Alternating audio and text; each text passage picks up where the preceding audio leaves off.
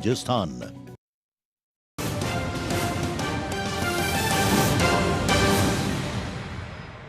Sir, Chhattisgarh, Madhya Pradesh, Rajasthan में चुनाव हैं। छत्तीसगढ़ में चुनाव से पहले छापेमारी हो रही है लगातार, अभी प्रेस कॉन्फ्रेंस भी हो रही है, तो लगभग 200 छापेमारी बड़े उसमें हो चुकी है और करीबी आदमी के ओएसडी को हुई है।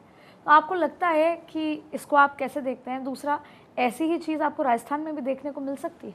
देखिए, दो बातें हैं। इसकी टाइमिंग को लेके आप सवाल उठा सकते हैं। एक तरह से वो चाहे 200 हो, चाहे 150 हो, चाहे 100 हो, एक बात मान के चलिए कि ईडी काम पक्का करती है, अपने इनकम टैक्स और जो ना काम पक्का करते हैं। इनकी फाइलें इतनी मजबूत बनती हैं कि कोर्ट से जमानत होना मुश्किल होता है।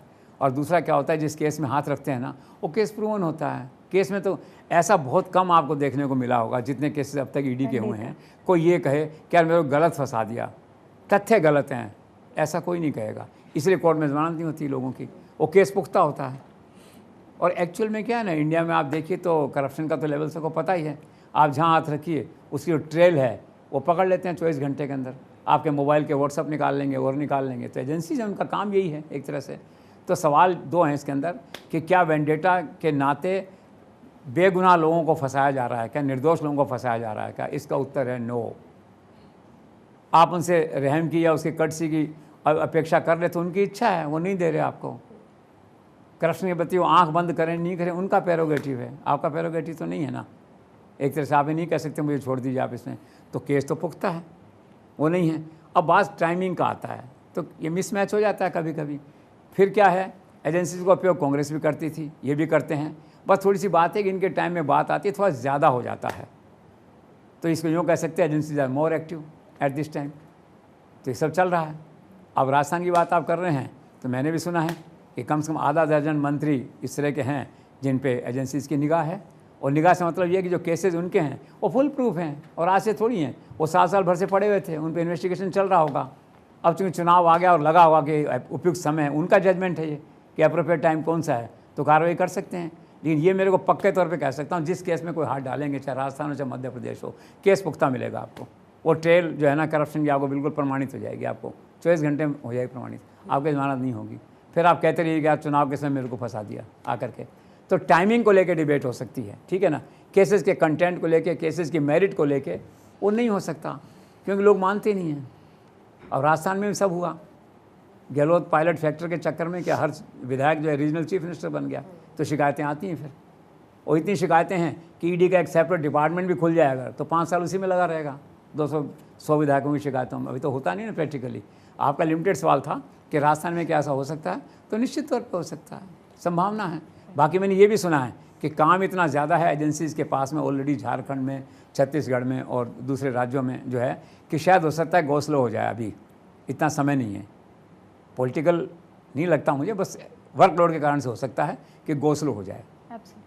That's all. Sir, Sachin Pilot का हमेशा से ये स्टैंड रहा है कि वो दिल्ली की राजनीति में दिलचस्पी नहीं रखते, उनको कोई पद नहीं चाहिए। लेकिन अब उनका ये कहना है कि वो राजस्थान में रह के राजनीति करेंगे। अब ऐसा क्या हुआ है कि CWC की सदस्यता उन्होंने आखिर स्वीकार कर ली? ये तो लंबी कहानी है और ये इंसान की मजबूरियों का है। अब पायलट, हर आदमी की बार्गेन करने की कैपेसिटी, स्टेट ऑफ माइंड अलग अलग समय पर अलग अलग होती है। उसमें उनका मन पक्का था कि न तो मैं बीजेपी में जाऊंगा और न मैं राजस्थान के बाहर जाऊंगा, मैं दिल्ली नहीं जाऊंगा। करते करते आलाकमान के आश्वासन चलते रहे होंगे। ये स्टेज ऐसी आ गई कि पीछे नहीं मुड़ सकते थे, आगे नहीं जा सकते थे, ऐसी स्थिति आ गई। तो एक बार फिर आश्वासन दिया होगा किसी ने, तो फिर मान गए कि चलो ठीक है, देखते हैं 6 महीने और जो है। तो ये क्या है कि परिस्थितियों से समझौता किया है उन्होंने, मेरा मानना ये एक तरह से। और स्थायी तौर पर उनका मन नहीं बदला होगा। हो सकता है चुनाव निकल जाए तो फिर उनके मन में वो बात आए कि मैं राजस्थान में रहूँगा। और तो CWC में बने हैं ना, कोई दिल्ली उनको बैठना जरूरी थोड़ी है रोज़ का। और तो मीटिंग होगी तो चले जाएंगे उसके अंदर जो है। तो बेसिकली व्यक्ति परिस्थितियों का दास होता है और ऐसा लगता है लोकल कंडीशंस और गांधी परिवार के किसी न किसी सच्चे झूठे आश्वासन के कारण से शायद उन्होंने ये पद स्वीकार किया हो। सर, 3 साल पहले गहलोत के खिलाफ बगावत करने वाले सचिन पायलट को भी नए CWC में स्थान दिया गया है। क्या इससे गहलोत और पायलट गुटों में आपसी खींचतान और कटुता खत्म हो जाएगी? ऐसा नहीं लगता है, बस इलेक्शन पर्पस से एक कॉस्मेटिक हो गया है कि पायलट गहलोत के खिलाफ कोई बयान नहीं दे रहे हैं। पायलट की सभाओं में कहीं जाते हैं तो गहलोत की तस्वीर साथ में लग जाती है, तो जनता में एक मैसेज आए कि भाई हाँ ठीक है, एकजुट हैं। पहले था कि वे आर पार नहीं हो जाएं, आलाकमान यही चाहता था, उनका तो लिमिटेड पर्पज़ होता है कि भाई हमारी सरकार बने किसी तरह से। अशोक गहलोत का तो खुद का है, वो अलग बात है। आलाकमान का भी होता है कि हमारी सरकार बने। सरकार बनाने के लिए जो जो रिहर्सल करनी होती करते हैं वो, उसमें ये होता है फ़ोटो सेशन, तो करवा दिया उन्होंने पायलट और गहलोत का सबको बैठा करके कि हाँ भी ठीक है साथ हैं। तो फेस वैल्यू पे तो ये कि साथ हैं, लेकिन साथ होंगे I have my own doubt एक तरह से जो होता है। लेकिन ठीक है, पार्ट ऑफ लाइफ है, चलता है सब। ये चुनाव भी आएंगे, चुनाव निकल जाएंगे, साथ हैं ना, किसी को मतलब नहीं इसका, लेकिन ठीक है, वोटों का नुकसान नहीं हो पार्टी को। That's all. सर, मैंने ये सुना है कि गांधी परिवार ने सचिन पायलट को ये आश्वासन दिया है कि अगर कांग्रेस पार्टी की सरकार बनती है तो आपको मुख्यमंत्री बनाया जाएगा। आपका इसको लेकर क्या आंकड़ा है? गांधी परिवार और उनके आश्वासन, ये भी एक मिथ है, एक मिस्ट्री है, एक एनिग्मा है। पायलट कैंप के लोग कहते हैं मैं 5 साल से आश्वासन दिया जा रहा था, और शायद इसी आश्वासन के भरोसे कुछ ऐसा कर गए जो उन्हें नहीं करना चाहिए था। होता है ना, पीछे को बैकअप करे तो आदमी आगे बढ़ जाता है, कुछ हो जाता है। तो हो सकता है नए सिरे से कोई नया आश्वासन आ गया उनके लिए। अगर आश्वासन आया भी है तो उसका कोई मतलब नहीं है। राजस्थान में गहलोत की सहमति के बिना कुछ नहीं हो सकता। सोनिया गांधी, राहुल, प्रियंका गांधी कुछ नहीं कर सकते। मैं 10 साल पहले इसी शो में कहा था, राजस्थान में कांग्रेस का मतलब है गहलोत। अब आप देख लेना, खुदा न खास्ता अगर चलो तकदीर हुई, जन्म पत्री किसी बदल नहीं सकते। क्या पता अशोक गहलोत जन्म पत्री में लिखा हो मैं 4थी बार मुख्यमंत्री बनना है, एक पल के लिए मान लो। हालांकि भाजपा वाले बनने नहीं देंगे, पूरी कोशिश करेंगे, लेकिन मान लो बन गए, ठीक है ना। तो आप लिख लेना, मुख्यमंत्री गहलोत ही रहेंगे जब तक वो जिंदा हैं। ईश्वर उनको लंबी उम्र दे। राजस्थान में कोई दूसरा आदमी कांग्रेस का नेता नहीं हो सकता। अगर चुनाव हार गए तो विधानसभा विपक्ष का नेता भी गहलोत ही होगा, ये मान लीजिए आप। और ज़्यादा करेंगे आप तो दिल्ली में 100 MLA आ जाएंगे, क्यों बहुमत तो हमेशा उनके साथ रहता है। चाहे 50 MLA जीत के आएंगे मान लो, तब भी 40 उनके साथ खड़े होंगे। तो ये मांग करेंगे लोकतंत्र पार्टी में विधायक दल के नेता का चुनाव होना चाहिए, और आला कमान के 4 आदमी गहलोत साथ हमेशा रहते हैं। वो 4 आदमी कह देंगे हाँ साहब होना चाहिए, सब मजबूर होंगे, वोटिंग हो जाएगा। वोटिंग के बाद तो गहलोत को हरा ही नहीं सकते आप।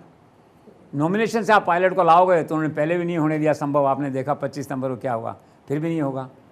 तो इसलिए ये बात तो तय है। और फिर जन्मपत्री है, पायलट जन्मपत्री है, वो वीक तो है ही, 2 बार बनते बनते रह गए। अब क्या पता उसमें एक संभावना हो सकती है, उसके अंदर जो है अशोक गहलोत खुद के मन में आ जाए और पायलट की जन्मपत्री जोर मारे, और आला कमान भी बहुत आग्रह अनुग्रह विग्रह करे गहलोत से, और उनके मन में आ जाए कि चलो अब राज करने दो इसको, कोई बात नहीं, तब तो हो सकता है ये।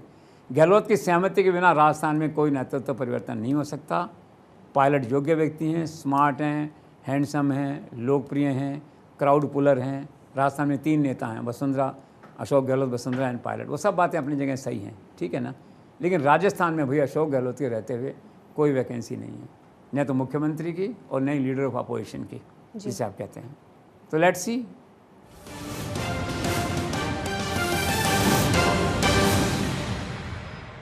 पॉलिसी बाजार पे सिर्फ 1.5 रुपए दिन से बाइक इंश्योरेंस ले लेता, पैसे